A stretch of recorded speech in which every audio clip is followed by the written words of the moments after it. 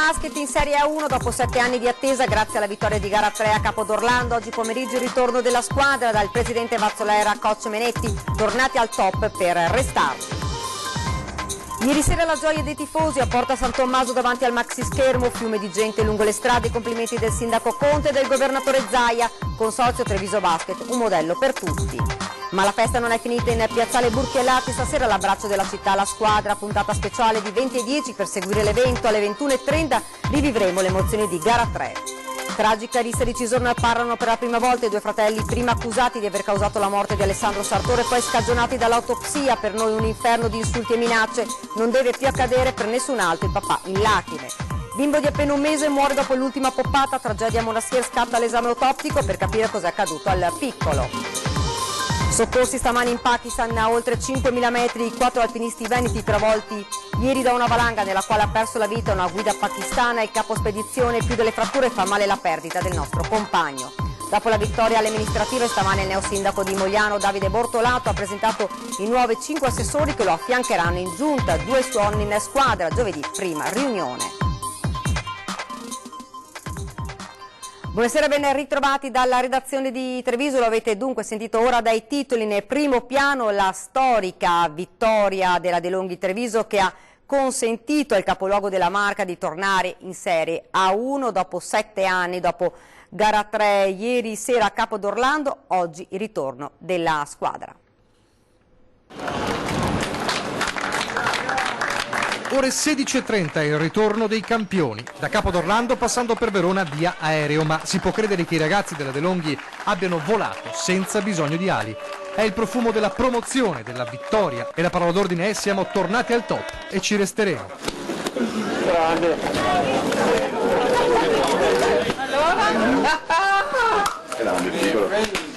Gioia che siano finiti come sono finiti questi 7 anni, se mi permettete un po' di dispiacere perché sono stati 6 anni e 364 giorni meravigliosi. Io rimango affezionato anche al percorso fatto per arrivare, perché ogni traguardo è bello per il percorso che hai fatto. Ecco, la vittoria di ieri sera, quindi terza di bella finale con Capodorlando, è bellissima perché prima 7 anni quali quelli che abbiamo vissuto. C'era una società ambiziosa, c'era una grande organizzazione, una grande città, una tifoseria fantastica. L'ho detto, c'era bisogno, credo che aver cepito che c'era bisogno di una mentalità, di un'identità e soprattutto di quello che ho parlato, di questa sana ossessione per riuscire a vincere a tutti i costi e di riportare Treviso in Serie A. Un nuovo punto di partenza dopo quello che nel 2012 vide nascere il Consorzio Universo Treviso. Quell'urlo di Treviso io ci sono gridato all'unisono da chi si sentiva defraudato dalla propria passione tutta di Marca. Solo chi era innamorato di questa pallacanestro, solo chi aveva il sogno che un altro ragazzo come me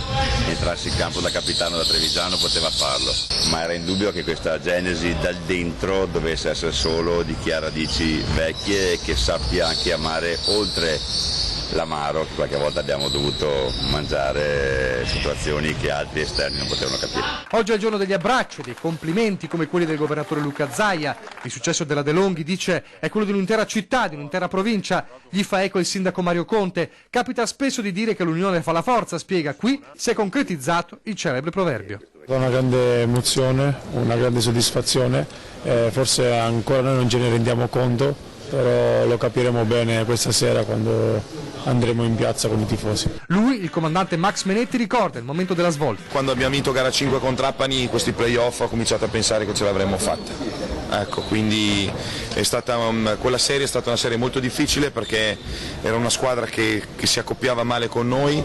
Quando abbiamo passato quello scoglio ho capito che eravamo una squadra vera e ce l'avremmo fatta. Ora la festa, poi lo sguardo alla grande sfida che li attende. Tra una settimana cominceremo a pensare anche con un po' più di freddezza a quello che sarà il futuro. Dateci fiato, chiaro che le opportunità vanno colte, soprattutto non vanno fatte sciocchezze per non sprecare quanto di buono si è fatto con l'apoteosi di quest'anno.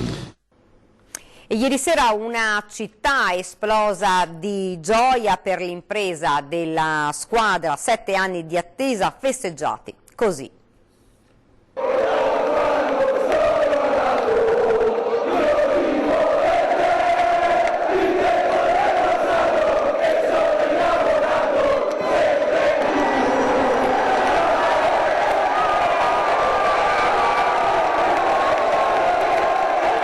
Sono alle 22:49 quando davanti a Porta San Tommaso esplode l'urlo di gioia dei tifosi. Dopo 7 anni il basket trevigiano ritorna in Serie A.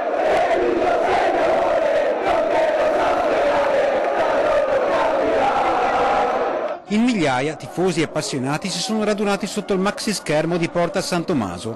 Un colpo d'occhio unico, un mare di persone che ha inseguito con trepidazione l'avverarsi del sogno, sottolineando con un boato ogni singolo punto. Sullo schermo la partita, dominata da Treviso, anche se all'ultimo quarto Capodorlando recuperava terreno, ma gli ultimi decisivi punti sotto canestro ridanno fiducia e la marea celeste comincia a cantare Serie A già prima del fischio finale, quando l'impresa diventa realtà.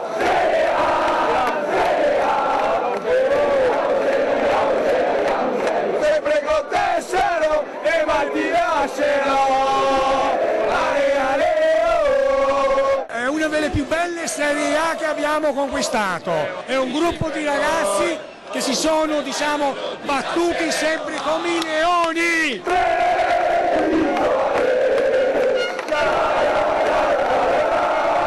Siamo tornati al grande basket, ci siamo ripresi il nostro posto, siamo finalmente di nuovo in Serie A e adesso partono nuovi obiettivi, non ci fermiamo qua, abbiamo ricostruito il basket di Treviso. Adesso godiamoci questa vittoria fantastica. Da Porta San Tommaso partono i caroselli di auto, sventolano le bandiere e suonano i clacson per le strade.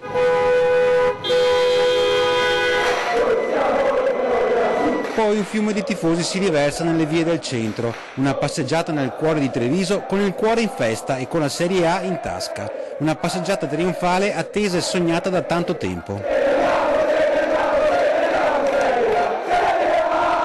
Sant'Agostino, Loggia dei Cavalieri, Piazza dei Signori. Il colpo d'occhio della festa trevigiana è unico.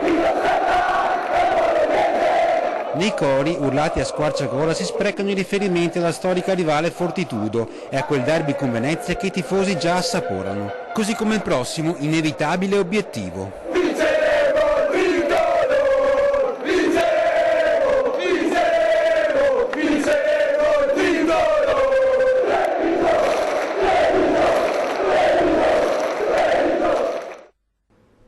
Ed è stata gara 3 a consegnare a Treviso il ritorno in Serie A1. La De Longhi si trovava in vantaggio 2-0 nella serie, ma doveva superare lo scoglio trasferta e così è stato.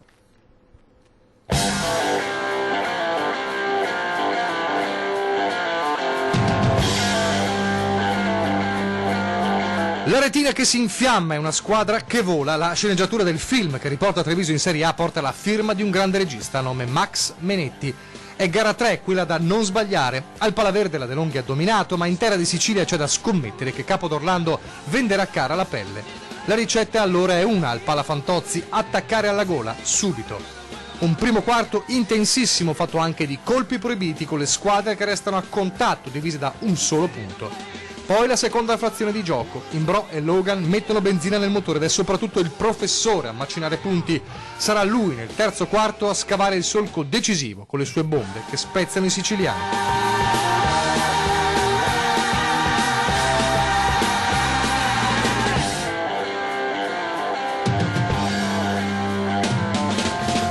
(47-59) all'inizio dell'ultima frazione, quella nella quale Parks e compagni fanno di tutto per accorciare le distanze davanti ai loro tifosi.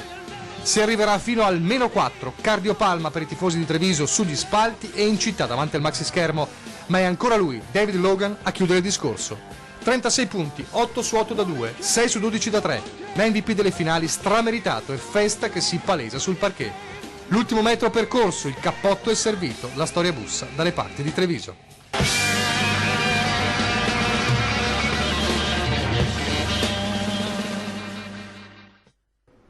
E lasciamo quest'ampia pagina dedicata alla promozione della De Longhi Treviso. Andiamo avanti con la cronaca, tragedia di Tovena. Dopo 17 giorni da quel terribile giovedì notte, i fratelli Stella, accusati ed incarcerati ingiustamente per la morte di Alessandro Sartoro, oggi hanno voluto raccontare la loro verità nei loro confronti, un vero linciaggio attraverso i social. Siamo innocenti e crediamo nella giustizia.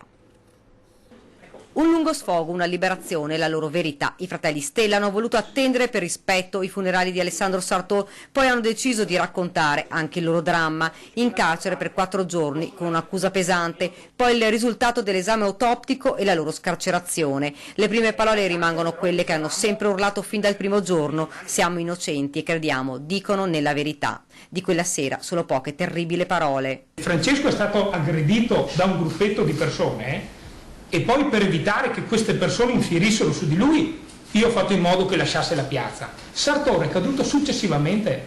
Esiste un lasso temporale ed è proprio questo che le ricostruzioni dei testimoni presenti non hanno riportato, dando invece dei racconti puramente inventati. Ed è qui il punto cruciale, afferma lo stesso avvocato Riponti: testimonianze che avrebbero deviato le indagini. Alcune porzioni di testimonianze le conosciamo perché sono contenute nelle ordinanze cautelari, virgolettate, quindi citazioni precise, e quelle sì che sono del tutto incompatibili con l'esito dell'autopsia. E allora c'è da domandarsi, da un lato, il perché sono state fatte dichiarazioni assolutamente non fondate. Subito dopo c'è stato un vero linciaggio tramite social. Qualcuno dice, dopo la nostra liberazione, meglio così, liberi e non protetti.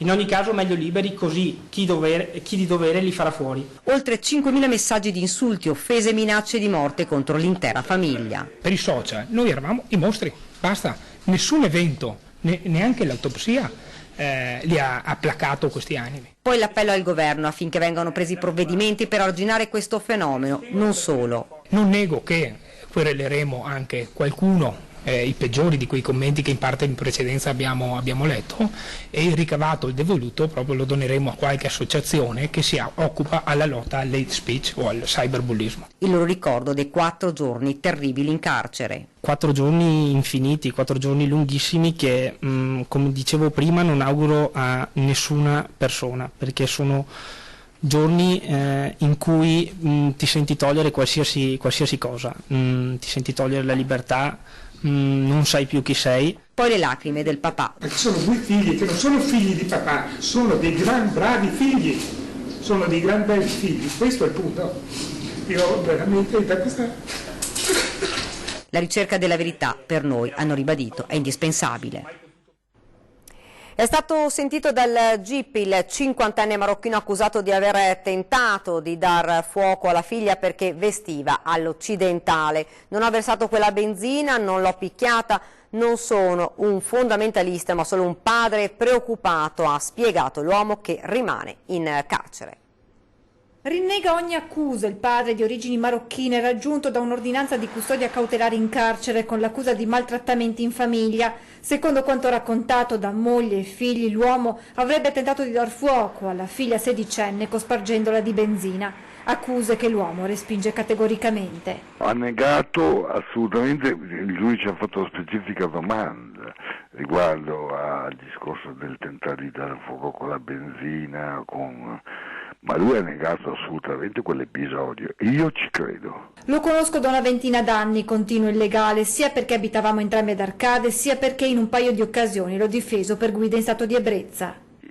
Sono reati di un certo allarme sociale sicuramente, ma non sono reati violenti, di sangue o comunque del tipo di quello che gli è stato contestato. Secondo le accuse l'uomo avrebbe sversato da una tanica della benzina addosso alla figlia. Tanica che pare che addirittura non ci sia neanche. Non c'è nessun integralismo religioso, spiega ancora il suo legale. Non è vero che una pressione religiosa, di islamismo integralista, cose di questo genere, assolutamente. E il problema era che come padre, 50enne, egli si preoccupava dell'andazzo di vita che stava conducendo la figlia in questi ultimi tempi, delle frequentazioni. I giovani sono quelli che sono, nessuno dubita di questo, e anche se un giovane fa delle scelte non per questo bisogna picchiarlo, ma lui nega di averla picchiata. Voglio venga fatta chiarezza, dice alla fine l'avvocato Bonazzi. Vedremo con colleghi insieme se sarà il caso di andare a riesame o comunque di produrre documentazione a 4 vita al giudice per poter redigere un'istanza di di scarcerazione.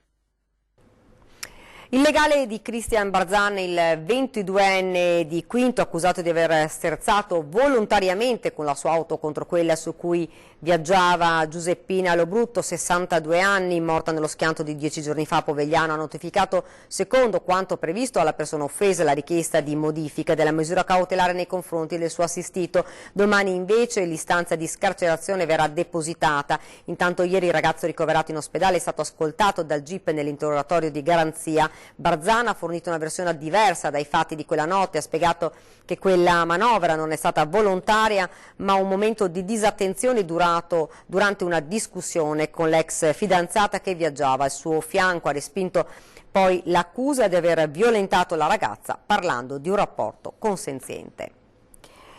E tragedia sabato sera a Villafiorita Monastiere, Riccardo di appena un mese è morto dopo l'ultima poppata. I funerali si svolgeranno dopo l'esame autoptico chiesto dai genitori per capire cosa sia accaduto al piccolo. Doveva essere un giorno di festa, il matrimonio di una coppia di amici, ma per i genitori del piccolo Riccardo Murador si è trasformato in tragedia. La famiglia, mamma Sara, papà Emanuele e 2 figli, si trovavano a Villafiorita e stavano festeggiando, intorno alle 20, l'ultima poppata di Riccardo di appena un mese. Immediatamente il piccolo, nato lo scorso 16 maggio, si è sentito male, faceva fatica a respirare, aveva tutti i sintomi di una crisi cardiaca. È stato soccorso e rianimato da un ospite, poi la corsa in ambulanza per l'ospedale di Treviso. I medici hanno tentato di stabilizzarlo per poterlo trasportare a Padova, ma nonostante i tentativi dei sanitari il bimbo non ce l'ha fatta. Sotto shock Salgareda, il paese dove la famiglia vive ed è molto conosciuta. Sul corpo del neonato i genitori hanno voluto venisse disposta l'autopsia per fare chiarezza sulle esatte ragioni che hanno portato alla morte del loro piccolo. Ed ora invece le condizioni di salute dei 4 veneti della spedizione in Pakistan, salvati oggi dai soccorsi dopo la drammatica valanga di ieri. Gli ultimi aggiornamenti con le parole del nipote del capo spedizione Tarcisio Bellò, in continuo contatto con lo zio. Stanno bene, hanno già postato le loro foto su Facebook dall'ospedale militare di Gilgit in Nord Pakistan, dove sono stati ricoverati da stamane i 4 alpinisti veneti. Tarcisio Bellò di Quinto Vicentino, che ha riportato alcune fratture, con lui Luca Morellato, anch'egli di Quinto, David Bergamin di Castelfranco Veneto e Tino Toldo di Caltrano, dopo che una valanga li ha travolti ieri mattina assieme alle 3 guide pakistane a quota 5.300 metri nel distretto di Gizzer, un'altitudine che ha reso possibili i soccorsi solo con gli elicotteri dell'esercito pakistano, 3 per la precisione, che si sono messi da subito alla ricerca dei 7 dispersi. La slavina, lo ricordiamo, ha provocato una vittima, uno degli alpinisti pakistani. Il post di Facebook di Tarcisio Bellò dice infatti: non una semplice valanga, stiamo bene, fa più male la perdita di Imtiaz delle fratture. So che la moglie di mio zio è riuscita a parlare con l'ambasciatore italiano in Pakistan. Personalmente non ho avuto altre notizie.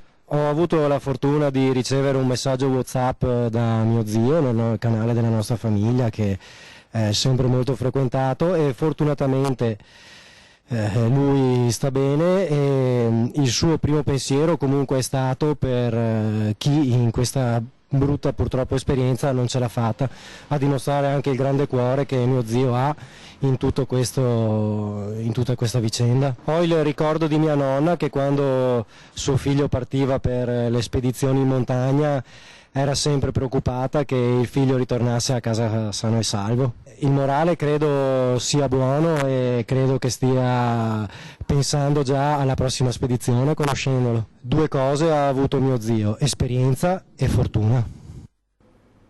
Ed ora ci fermiamo per qualche istante di pubblicità, rimanete con noi.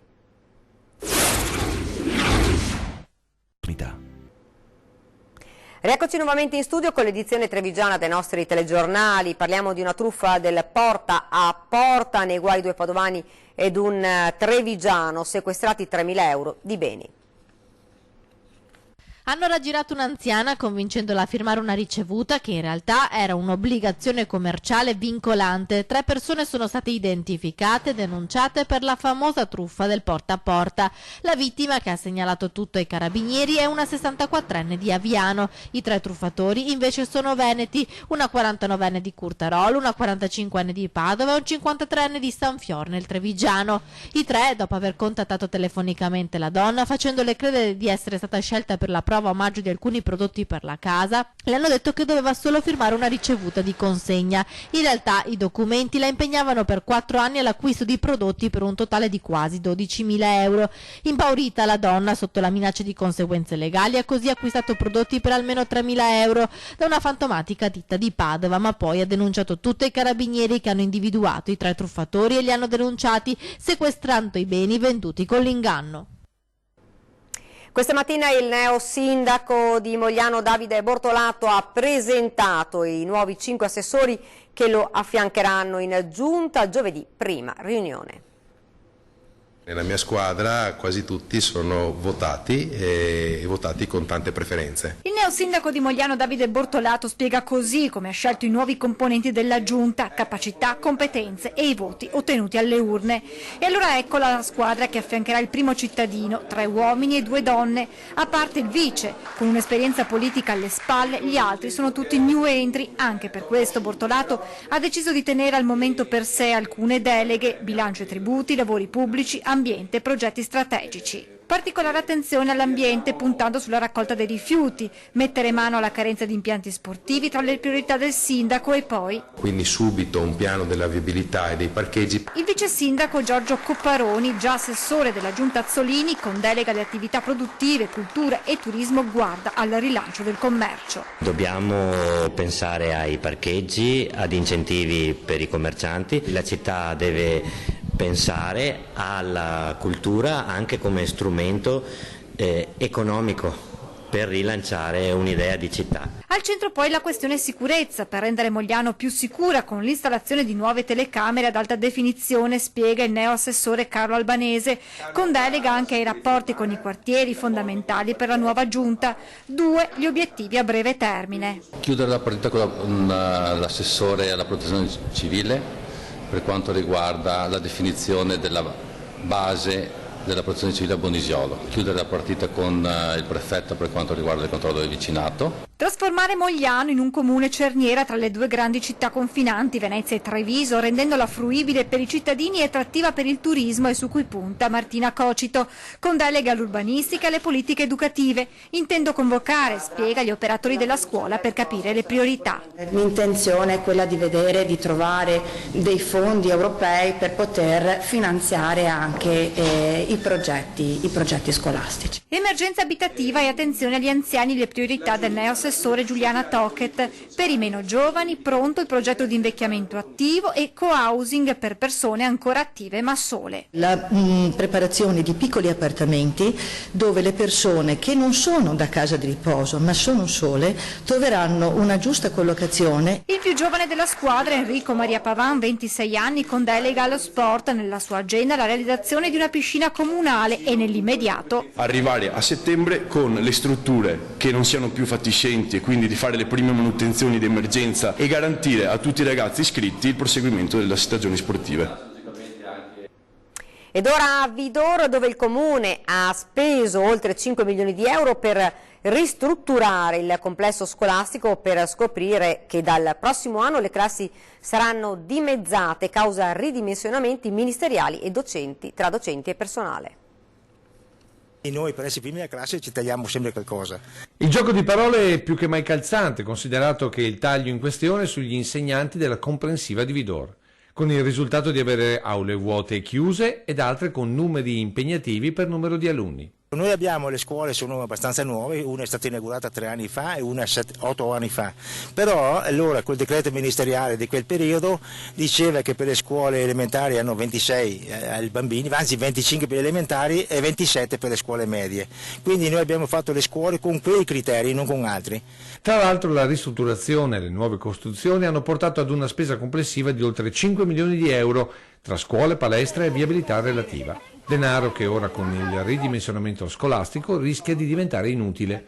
Così sindaco e genitori sono andati al Sant'Artemio, prima per parlare, poi per protestare col provveditore, che al momento resta irremovibile. Solo una prima elementare e solo una prima media. Noi come amministrazione andremo a chiedere al dirigente scolastico di Valdobbiadene una proroga di queste 2 classi per ambito e vediamo se ce la dà. Insomma si mette di mezzo la burocrazia, diciamocelo chiaramente. Ma diciamo burocrazia sì, purtroppo siamo in mezzo, stiamo navigando nella burocrazia purtroppo, anzi stiamo quasi affogando. E quando si sta affogando non resta che chiedere aiuto. Questo è il pensiero fatto dai genitori e rivolto al governatore del Veneto Luca Zaia. Abbiamo battuto tutte le strade, siamo andati, abbiamo chiesto incontri con tutti gli uffici possibili, purtroppo sono muri che non riusciamo ad abbattere, chiediamo che lui, che è quello diciamo, al livello nostro di regione, il più alto come rappresentante, ci dia una mano e intervenga dove ha la possibilità di intervenire per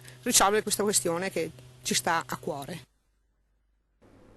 Non perdete questa sera la puntata speciale di 20 e 10 per vivere con voi la festa della Treviso Basket. È tornata in Serie A1 il collegamento in diretta con Piazzale Burchiellati alle 20:10. Al termine alle 21:30, sempre su Antenna 3, rivedremo proprio la partita che ha consegnato alla De Longhi il ritorno in Serie A1, gara 3 contro Capo d'Orlando. E questa era l'ultima notizia, vi lascio alle nostre previsioni del tempo. Grazie davvero per averci seguito, buona serata.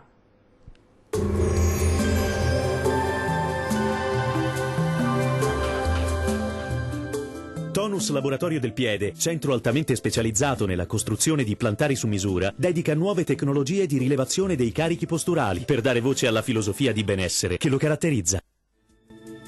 Ben ritrovati al meteo. Le nostre regioni continuano ad essere protette dall'anticiclone e dunque prosegue il bel tempo. Vediamo il dettaglio di mercoledì 19 giugno. Sul Veneto tanto sole ovunque, cielo al massimo poco nuvoloso dappertutto, salvo per qualche nube in più sui monti bellunesi, dove non si escludono anche degli acquazzoni a partire dal pomeriggio. Temperature minime tra 17 e 22 gradi, massime comprese invece tra 26 e 33 gradi. Bel tempo anche sul Friuli Venezia Giulia, la giornata risulterà infatti all'insegna di un ampio soleggiamento ovunque, tuttavia con qualche rovescio pomeridiano sui rilievi. Temperature minime tra 18 e 22 gradi, massime comprese invece tra 25 e 28 gradi circa. Uno sguardo infine alla situazione del Trentino Alto Adige, dove sarà soleggiato su tutti i settori e il cielo si presenterà al massimo poco nuvoloso. Durante le ore pomeridiane tuttavia sarà possibile qualche occasionale temporale. Temperature minime tra 18 e 19 gradi, massime oscillanti invece tra 28 e 29 gradi. Bene, dal meteo di Antenna 3 per ora è tutto, arrivederci.